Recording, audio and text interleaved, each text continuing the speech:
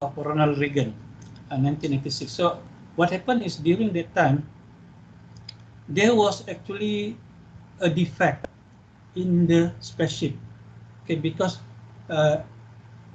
for 1 week, for 1 week before the space shuttle was launched, the weather is very cold. The weather is very cold, and some of the ice, already affected the wire, some sort of that lah, in the space shuttle. As a result, when they started to to launch the space shuttle, disastrous things occurred, and all the technical parts is not in a proper way. So that is the reason why this Space Challenges was vanished in the sky. You go to the YouTube, you will be able to watch this video. It's very sad to watch the video lah, because during that time there are hundreds of Americans watching the space shuttle, and at the end of the day only destroyed in front of their eyes. So all this because they don't, for example, in this space shuttle Challenger, the technical group afraid to comment. So because they are afraid to comment, it caused the disaster. So basically, what we can learn from this group thing is, for example, in your group assignment, there are around 10 of you in the group assignment, and you already select your leader in the group. Be brave enough, to share your brilliant ideas. Otherwise, your leader or maybe some of the members in the group are going to control overall project. So at the end of the day, your project is not going to be a perfect project. You see, and you are going to lose the marks because of the group thing. Okay, anybody want to ask question? Is it clear to you, group thing? Yes, sir. Okay, so far so good? Yes. Is it very interesting, stories? Do you find the stories interesting? Yes, sir. You know, Yes, sir. All right. Only who is on the line? Siapa tuh? May I know your name? Ada 2 orang tadi. Hah? Nazrin dengan siapa tadi itu? Ada 2 orang. Oke lah.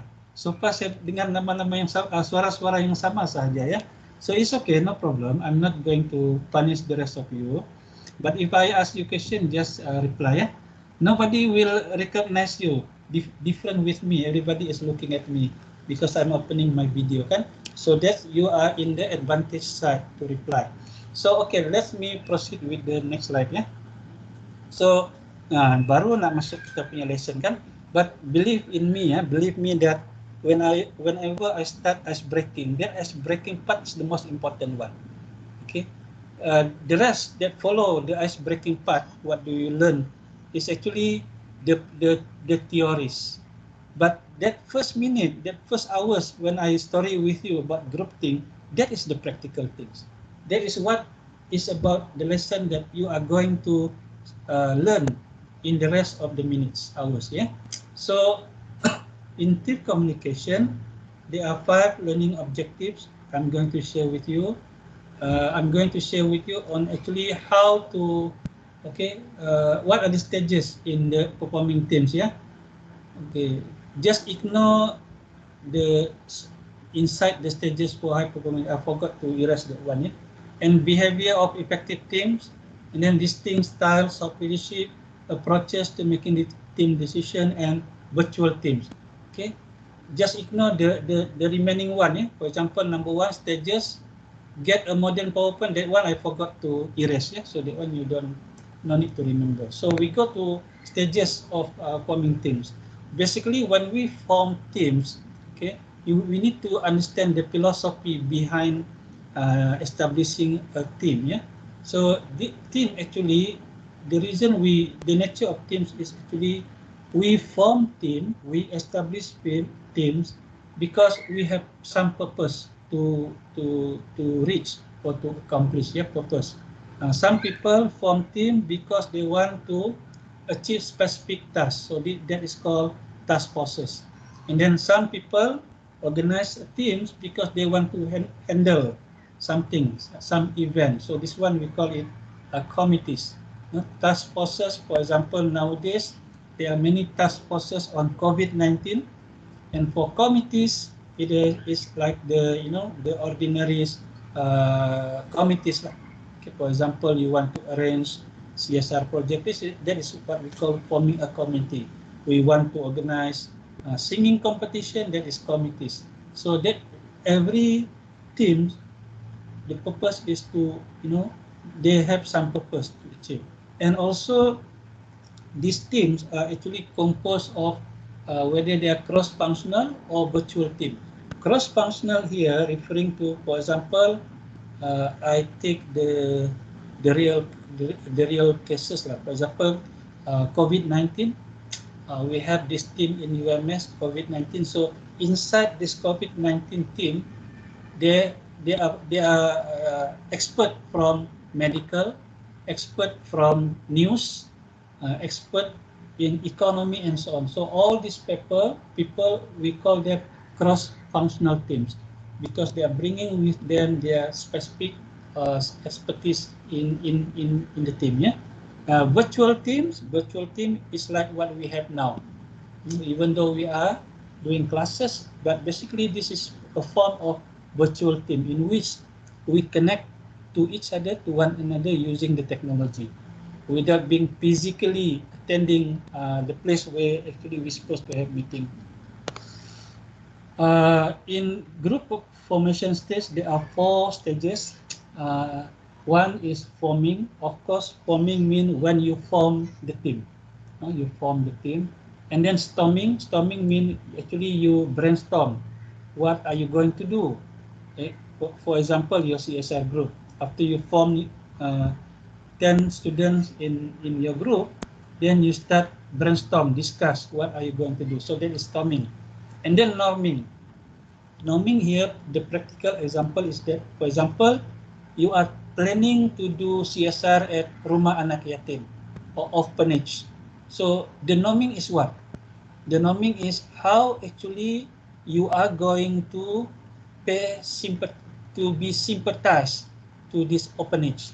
So you are starting to norming that you want to, from that group, you want to develop the awareness that people will contribute to the orphanage houses, for example, after you completed your CSR project. So you are starting doing the norming.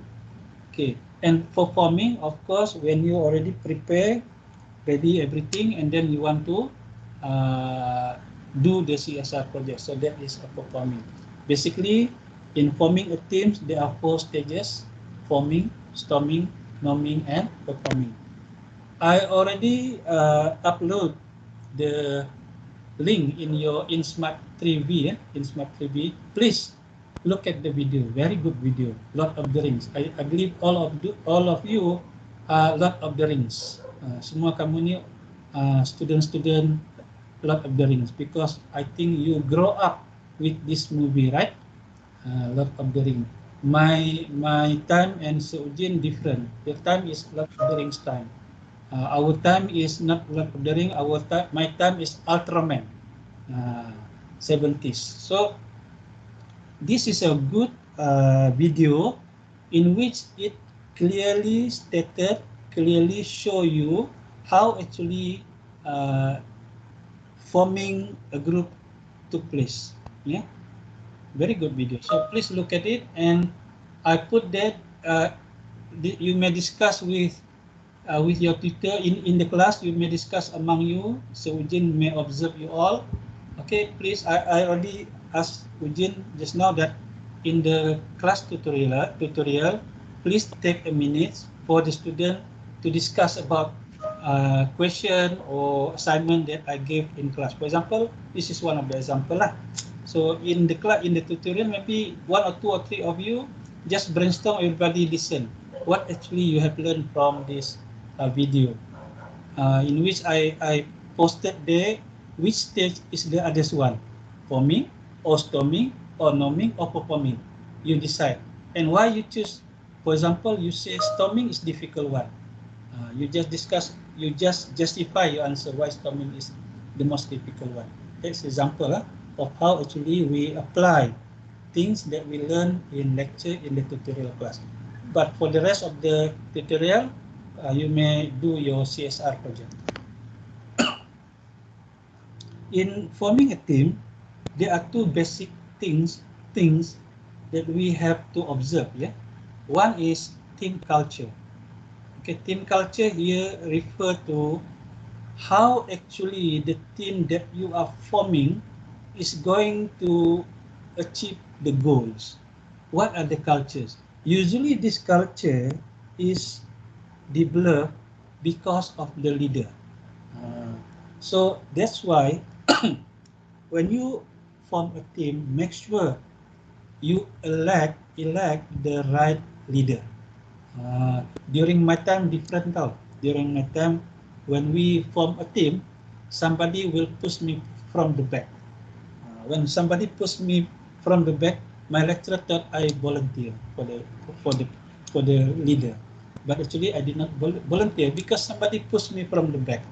And then it was a cases whereby one of my friend, also a group leader, he did not actually raise his hand, but somebody raised up his hand. So that is during our time lah. I hope in your time that is not going to happen. So please choose the right leader because will create the team cultures. Fortunately for me lah and my group, because that time I was pushed by my friend from the back and I become the leader, so I was actually a good leader. Okay, so because that time I was shy, so when I shy, I don't want to be a volunteer leader. But actually the one who pick the leader is not you yourself. The one who pick the leader is somebody who really know you. Somebody who think that you are the good leader. So sometimes when people say you are good, that means you are good. Make sure they are not laughing at you lah. If they say you are good, then they are laughing, that means you are not good. Okay, just know the reality ya. Okay, minum dulu ya. And the other things that important when we establish a team is team charter. Team charter is actually something that the team need to observe and need to follow. It is like the dictionary lah. I can say the dictionary of how actually we rules and procedure of how actually we establish or do what a team is supposed to do. Okay, so remember team culture and team charter is very important in order for your team becoming high performance team. Okay. So in building an effective team performance, the most challenging things to face is embracing a conflict. Okay, just make sure that you know the other four team performance. The predictors talk about priorities, sense of urgency and direction, and meet frequently. But the most important challenges, one of the most important challenges in forming effective teams is how you are going to embrace conflicts, okay, issues. Every team established is actually meant to settle or to solve issue.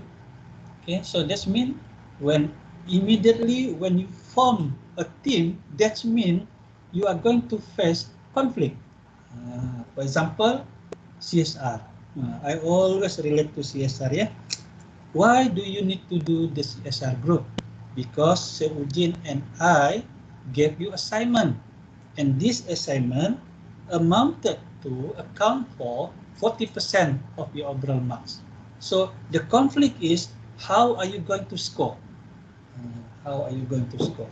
In order for you to score, you must make sure your proposal is the best you can give.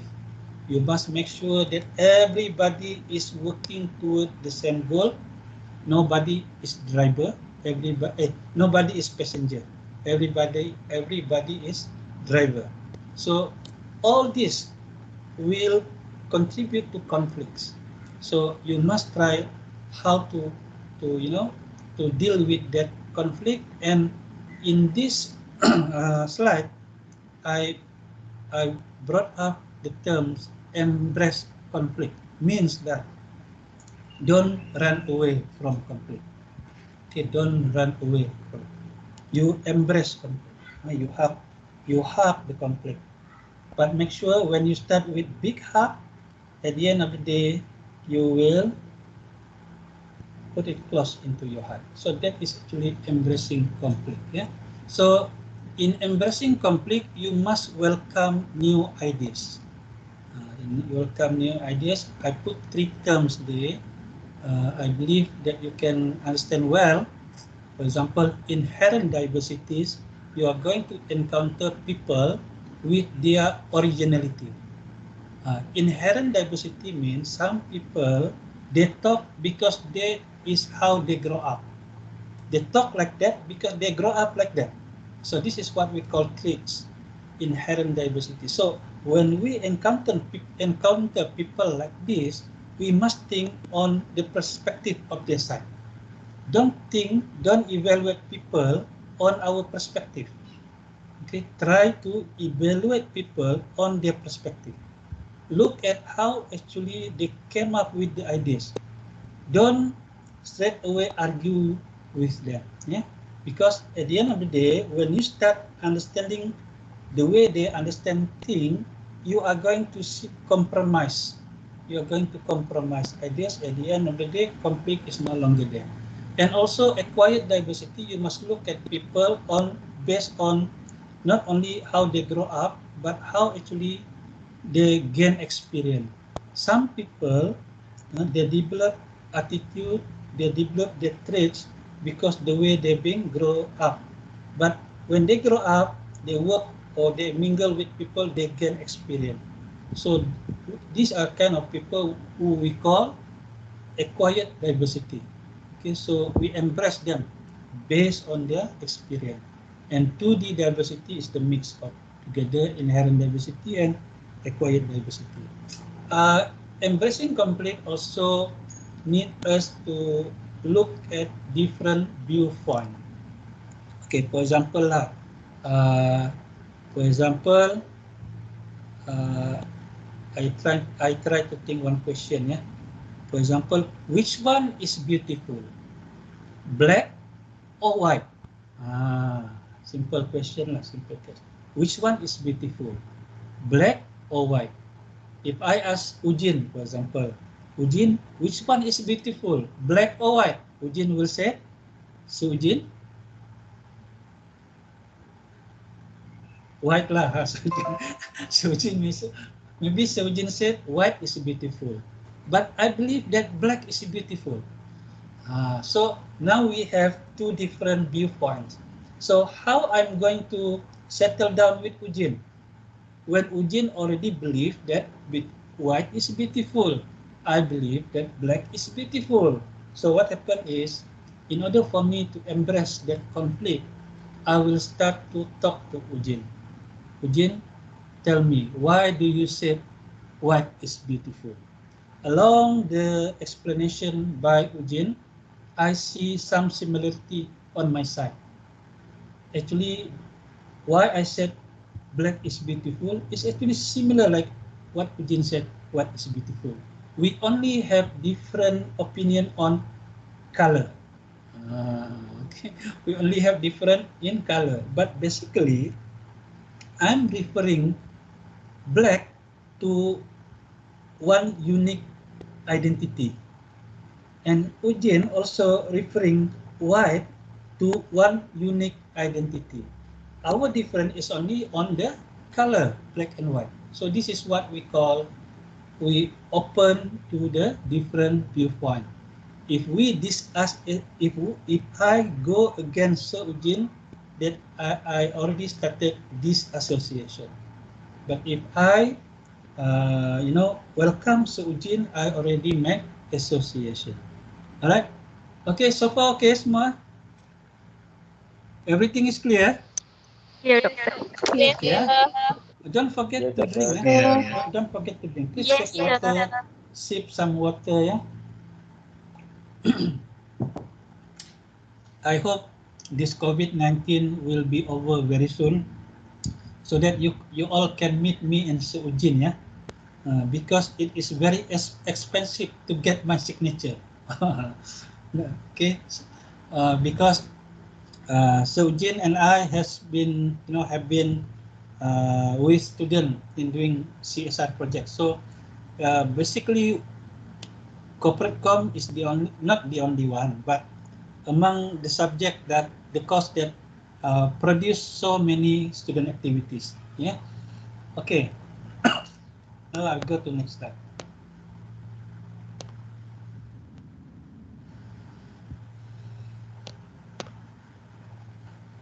Okay, what is this? Okay, in order to form the high performing teams, we must identify, we must learn, we must know what are the right communication styles.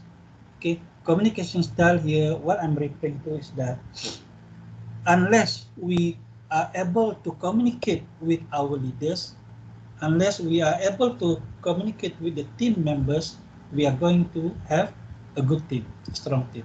So that's why communication style is very important. When you are in your group, please look at your friend. What are their communication style?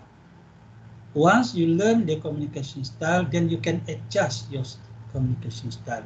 So in communication style, there are three types of styles. Yeah, one is extraversion. Extraversion means people who really like to talk. Okay, it is not quiet. It's very active. This is what we call extraversion, a style of communication. Introversion, when the members are quiet, not participate in sharing things. So this is the introvert. And communication apprehension is those people who are always, I don't know whether you have hear this term, schema. Orang yang skema ni, dia communication apprehension dia very high. Orang yang skema and innocent different things, ya. Skema ni is actually when people afraid of doing wrong. This is schema. People who are afraid of doing wrong. The other one is innocent. Innocent is he is innocent, not doing any wrong at all. Yeah. So schema, a lot people with schematic behavior, they have high level of anxiety. So these are terms that you need to identify the communication style. And then leadership styles, this is what you monitor to your friend who become the leader. Okay, some of the leaders, they are demographic, and demographic ni like transformational, transnational, but I don't want you to get confused. Demographic here referring to leaders who are friendly, okay, who welcome everybody to speak up. And that is the demographic leader style. And then autocratic, more like the negative terms related to autocratic is dictatorship, for example. But not all people who are autocratic are dictator. Please remember, earlier I mentioned to you, I shared with you with regard to Fidel Castro. Fidel Castro, Cuba. During 1960s, Fidel Castro was projected as dictator by America because of that time. No, not anymore. That time. So when Fidel Castro was depicted as cruel, and the Western said that Fidel Castro is dictator, but to Cuban, Fidel Castro is not dictator. So you must be able to identify leadership styles in the context of the people in their country, not in the perspective you as in Malaysian, you as American, you as Chinese, and so on. No. And sometimes when we look at leadership style and we want to connect it, relate it to their dictatorship or demographic or laissez-faire, first look at the perspective of the people of the country. Same like last time I said about culture, no culture in the world is a bad culture. The one that make the culture is bad is the people who are not belong to that culture. Okay. Managing conflict. Okay, there are five. Okay, 5 ways on how to manage conflict. Number 1 is competing. Second, avoiding. Third, accommodating. Fourth, compromising. And 5, collaborating. So what is competing? Competing here means you always want to be the winner. Anything, whether you are right, if you are wrong, you still want to be the winner. So you have that competing style. So and avoiding is you are running away from the issue. At the end of the day, issues accumulate and problem cannot be solved. And then accommodating is that you are okay. You are brave enough to live. Okay, to live if there is any quarrel or if there is any, what we say, any discussion. For example, selecting a leader and so on, and you don't want to be the leader if you are one of the nominees. So you are actually accommodating for the better good of general public or all the members. Compromising, okay, both parties, they win-win, lose-lose side. Collaborating, you working together. Okay, so basically these are the 5 ways of managing conflict. If I want to ask you a question, which of the strategy is actually the best strategy? Collaborating, competing, avoiding, accommodating, or compromising? The answer is not either one. Okay, I repeat again. If I ask you a question, which one of these strategies is the best strategies? Collaborating, competing, avoiding, accommodating, and compromising? The answer, not even one. How to answer that question then? Look at the context of the question. Understand the context of the question, then you will give the right answers. For example, if I say, for example, what is the good example? Yeah, okay, Philippines and Malaysia, Philippines and Malaysia. Yeah, so they want to take Sabah. This is what occurred few months ago lah. There was news saying that Philippines want to take Sabah to become one of their state, and then there is a heated discussion in the newspaper. So what happened is, at the end of the day, the strategies to handle that matter is more on Malaysia side. We are actually competing because we want Sabah in the Malaysia. We are competing. We must win this fight because all the way since independence, Sabah belong to Malaysia.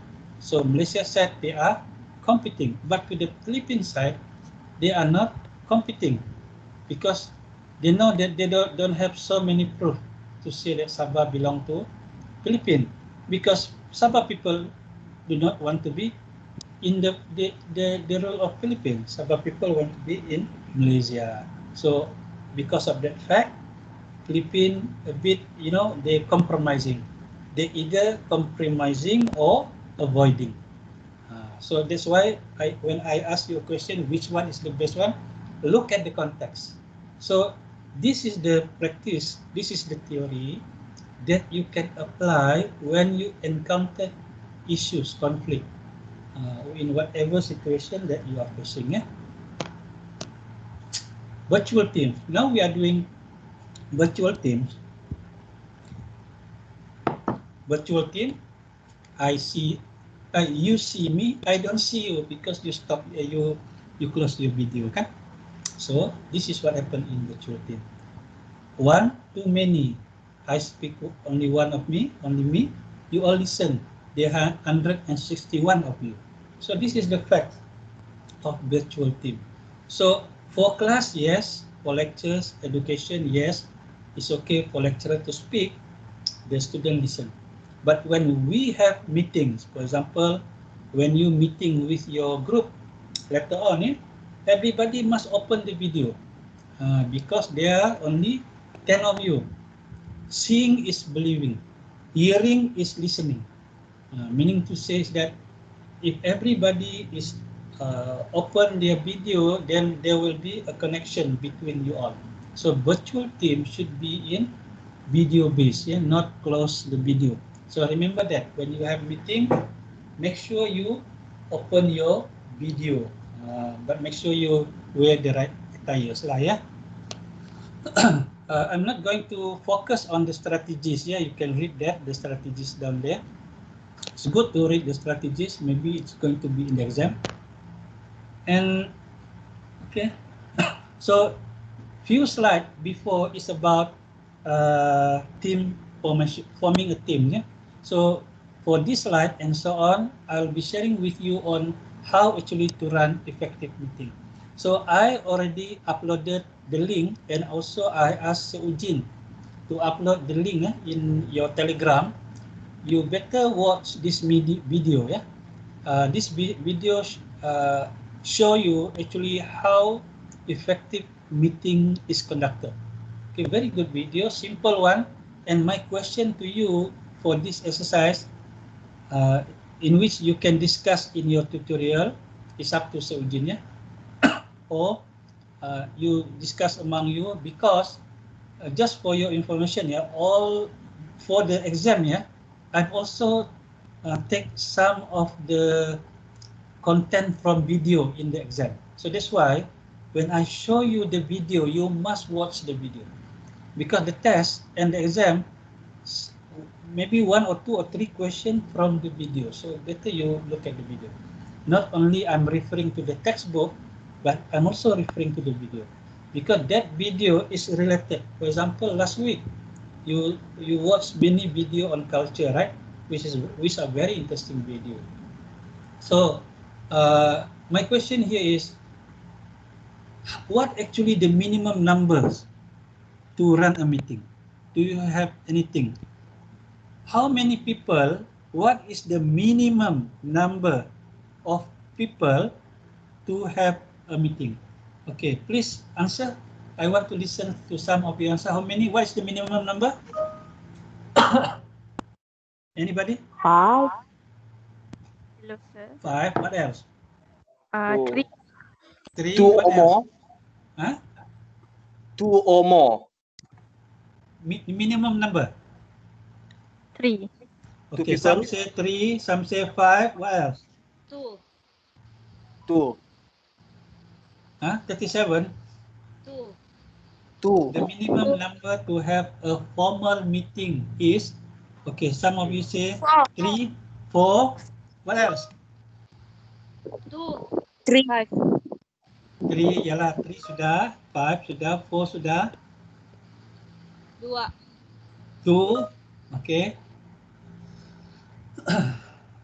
Okay lah. So basically, most of you will say 3, 2, 3, 4, 5. Kalau mau lagi mau cakap tu, mesti dia pun cakap 6, 7, 8, 9, and 10 kan? So okay lah.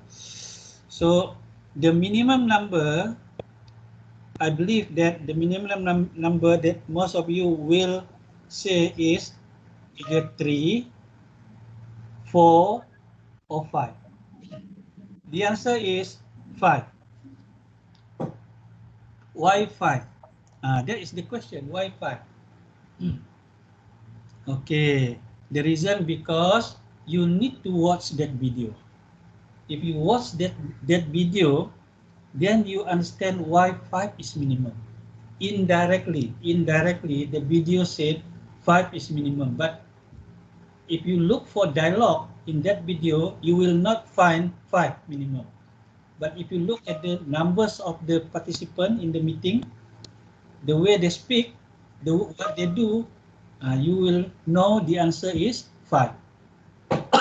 Okay, I will not share the answer. Maybe Sir Ujian will share with you later on. Tidak tahulah Sir Ujian ingat ke tidak ya. But the answer is 5. My question is why 5? Why 5 is the minimum? So please watch the video. So in running effective meeting, there are 4 things that you need to be prepared of. First is planning. What actually you want to achieve? What is the sense of purpose of having a meeting? So you need to plan. Second, principles. What are the things that you need the members to obey? What are the rules that you need people to to join the meeting? For example, even the uniform they are wearing, the attire they need to wear, and so on. Very simple thing. Techniques, how actually the meeting is going to take place. Whether you want to have virtual team, whether you want to have problem solving, coordinating, and so on. And strategy is in any meeting there will be arguments. Okay, in any meeting there will be argument, but the form of argument could be a light argument or a hot argument. So as the organizer of the meeting, you must prepare yourself to come across argument. Okay, meaning to say you need to be able to predict what issues are going to be pop up from the meeting that you organize. Don't just simply organize a meeting without predicting the conflicts. Okay. And why do actually people hold meeting? Kenapa perlu buat meeting? Based on my reading, based on the textbook, I found 3 reasons. Why we hold meeting.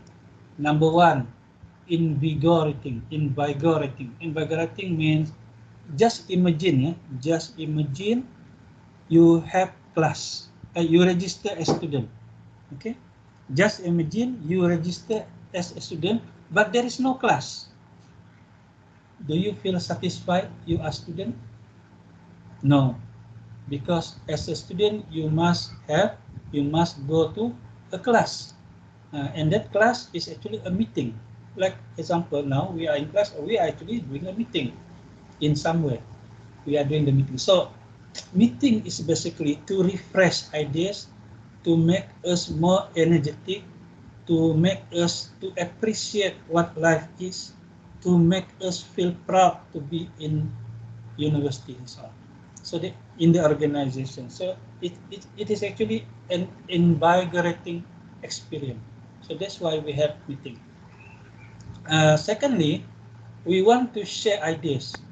It is through meeting that people, especially in the organization, they brainstorm, they come up with different ideas, they contribute to the performance of the organization. So for example, in your CSR group meeting, when you join a meeting, you have a meeting, online meeting, at the end of the day, you can accomplish bit by bit on how actually you are going to handle the CSR project. Okay, and of course, it is only through meeting that productivity can be ensured. Productivity, for organization. Without meeting, there is no new development. Without meeting, there is no issues being solved. And at the end of the day, it is because of the meeting that ensure the successful of the objectives being achieved. Okay, so basically 3 reasons. This is a very interesting slide. Maybe before this, not all of you aware, and maybe before this, no one of you know that actually what is the best day to have meeting, and in the day, what is the best time to have the meeting. So if you came across Monday blues, Monday blues is actually Monday. So basically when every Monday, when people work, they go to, not even those who are working, even students, after celebrating days off during Saturday and Sunday, you feel lazy to wake up early in the morning on the Monday, right? So similar like working people. So Monday is not actually the good day to have meeting. Okay. So what is the best day? It depends. As long as it is not on Monday. Okay, it depends. So what is the best time?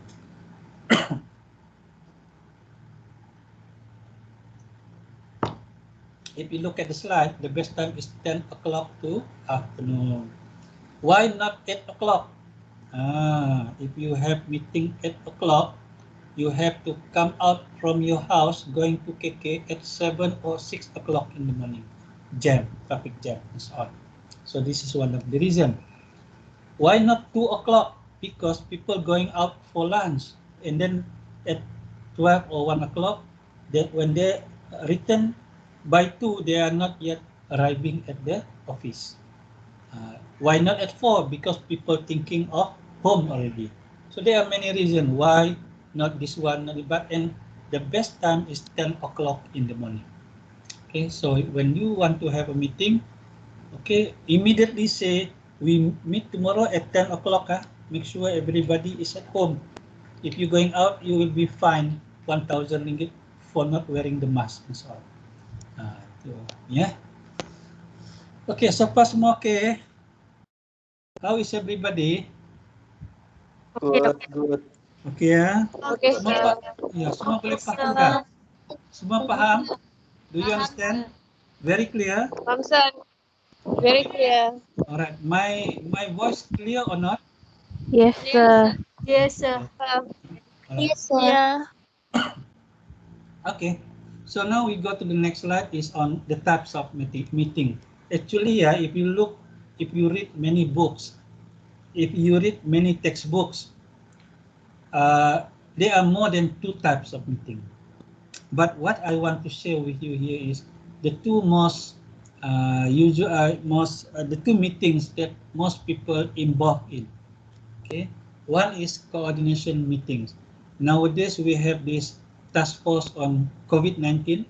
So if you look at the photo there, coordination meeting, all the nurses and doctors, every day they have this coordination meeting. So this coordination meeting is more on the task force. They have clear objective of what to solve. They have very specific details on what to do. So this is coordination meeting. The other one is problem solving meeting. Problem solving meeting is the one without predetermined agenda. Usually when they distribute the agenda, you will not find any physical evidence of what actually you are going to discuss. That is the problem solving meeting. Because the meeting is organized to identify agenda. Okay, this is the other way of explaining to you. In which problem solving meeting, they don't have preset agenda. The meeting to set the agenda. How they are going to solve the agenda, next meeting they will do. And then the next meeting, they will create new agenda and so on. Okay, so coordination meeting, problem solving meeting, yeah. So in the meeting, you must have agenda, at least you must have schedule. Okay, when you call for a meeting, you must identify participant. So for organization, usually when we invite people to join the meeting, make sure first target those who have the authority to represent their department. So these are the things that you need to identify participants. And desired outcomes, what actually your predicted outcome of the discussion. And then maybe, for example, okay, the coming meeting, we only expect to come up with strategies. So do not yet think of solution. think of strategy first. Maybe solution on the next meeting. Okay, desired outcome and topics for discussion. When you organize topics for discussion, the most important time is time setting, because sometimes we want to make sure that the meeting only takes maximum 2 hours. So as the chairman, as the organizer of the meeting, you must be able to make sure that if we start at 10 o'clock in the morning, by 12 finish already. So how are we going to make sure by 12 finish already? We set the agenda, the topic. All right. Effective meeting. So this one you can just watch and read my beautiful slide. So when to run effective meeting, be punctual. Punctual. You must establish tradition. You must set expectation, build consensus, and plan your action. Encourage participation and facilitate. Actually, what I'm trying to say is that sometimes when we have meetings, some of the members are passive members. So for these passive members, you as the chairman or chairperson, or you as the secretary of the meeting, you can play your role as facilitator. For example, assuming adakah di sini nama dia Along? Okay, for example, Along ni is very quiet guy. So, but you know, Along is good at mathematics. So what happen is you address his name. Encik Along, berapakah harga sekilo beras? For example. So this kind of question, statement will make his shyness shy away, go away. So he will start talking. Harga sekilo beras ialah. So the first sentence from the shy person mouth is going to end at 2 hours. You try it, you will find out. Because those people who are shy, actually they have a lot of ideas. The only problem is how to begin to participate. That is the problem. So in any meeting, you must have facilitator. And then last one is close the meeting, distribute the minute. When we close the meeting, make sure 3 days, 3 days or 1 week after the meeting, minutes already sent out. The problem nowadays, I found out from my experience in various departments, the minutes of meeting was not sent out immediately after the meeting. Only when 2 months or 3 months later, when we are going to have succession meeting, then the minute distributed, which is very wrong. Actually, immediately 3 days. The effective one is 3 days after the meeting. Minute must be sent out because people want to take action on the minute. The problem is many departments. I experienced this. Only after 1 or 2 months, then we have the succession meeting. Then they distributed the minute, which is wrong. Cannot be like that. Online meeting is okay. This one you can read. There are challenges having online meeting, especially for example when we start class just now. It takes me 5 to 10 minutes to identify the problem. So this is common. So just read online meetings. Managing difficult conversation. If you look at the photo there, in the middle is the mental, the light, and then we have this another light. In Malay, I call this sudah terang lagi bersuluh. So actually sudah terang lagi bersuluh. I try to imply that in any difficult conversation, people that you are going to argue with is not going to say that they are wrong. Even though you already bring the mental, they still see the darkness in the issues. You bring in another light, like in this light, they're still saying that darkness in the issues. So that's why when we want to deal with difficult conversation, we must be ready to to be compromiser. Okay, we must be able to adjust our mindset because at the end of the day, the purpose of meeting is to come with solution, to come up with solution. So you as the organizer, or you as the matured person, or you as the most senior person in the meeting, try to compromise to suit others members' opinion. Doesn't mean you are agree with them, but when you do the compromising part, you actually able to manage the difficult conversation. So one term here I would like to highlight is diplomatically. Disagree diplomatically. Okay, disagree diplomatically. That is what I share with you just now. Remember, in any difficult encounters, there is a proverb.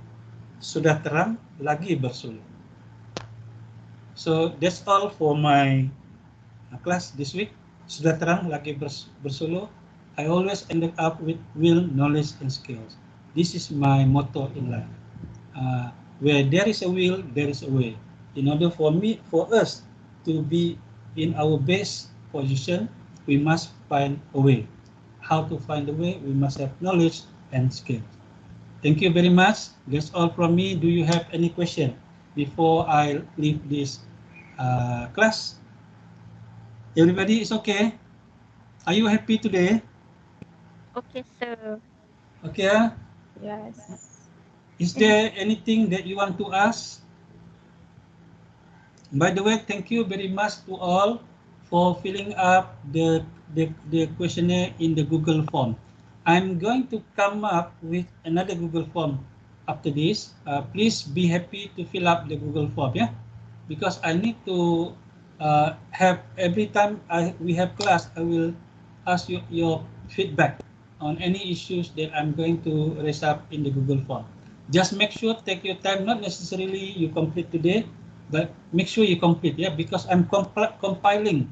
Okay, for your information, all the student feedback I'm compiling, and I record as one way of identifying that you are attending my class. That's all. So we didn't know about this because at the end of the semesters, lecturers need to show the feedback of the student. Okay. Ada soalan kah? So Ujin, are you around?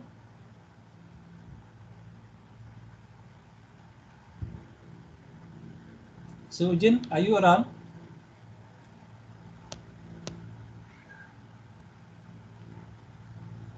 Oke, kalau tidak ada, saya rasa saya cukup di sini dulu. I stop here so that you can have time in transition between lecture to tutorial. Okay, as I said earlier, even though our class is 30 hours,